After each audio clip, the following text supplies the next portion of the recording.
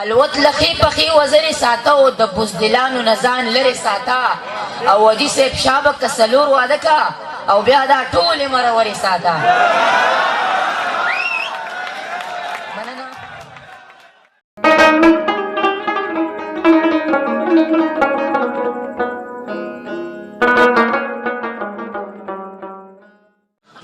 بسم الله الرحمن الرحیم. ډیره زه مننه د شپږ بجې چې موږ مقرره کړه څو شعرونه به درته ډالۍ کوم چې الوت لخی پخی وزرې ساته الوت لخی پخی وزرې ساته او د بزدلانو نه ځان لرې ساته او ودي صاحب شابک کسلور واده کا او بیا دا ټولې مرورې ساته.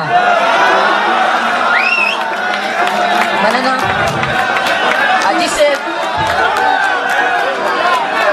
الوت لخی پخی وزرې ساته او د بزدلانو نه ځان لري ساته او ودي صاحب شابک کسلور واده کا او بیا دا ټولې مرورې ساته.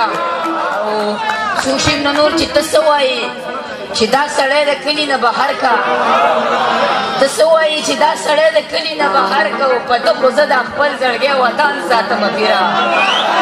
مننه. او ته څه وایې چې دا سړی د کلي نه بهر کا په ده خو زه د خپل زړګی وطن ساتمه پیره. او زما په دروازو کې سره ټیټي ته حاجت نشته زما په دروازو کې سره ټیټي ته حاجت نشته او زه دنګې دروازې ساتم او خان ساتمه پیره. دوی فرشتې غوندې انسان ته هم کافر ویلې دوی فرشتې غوندې انسان ته هم کافر ویلې مړه د خلکو باچا خان ته هم کافر ویلې.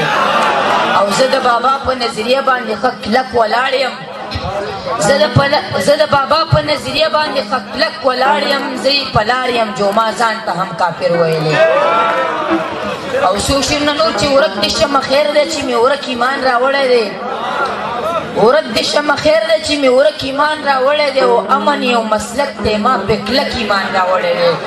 او دلته کې د خلکو ځکه تورې جګې کړې دي دلته یو جینۍ په یو هلک ایمان راوړی دی.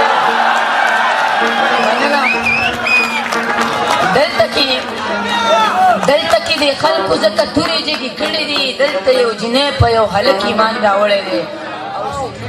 سرخوړلی د زندان په لار روان دی یو سړی د باچا خان په لار روان دی. سرخوړلی د زندان په لار روان دی یو سړی د باچا خان په لار روان دی. ګاونډي ورته یې کډه په سر کړې د لوی کور افغانستان په لار روان دی. ګاونډي ورته یې کډه په سر کړې د لوی کور افغانستان په لار روان دی. او که خان نه وي نو ملا خو یې ستایلی منیر څه د غني خان په لار روان دی.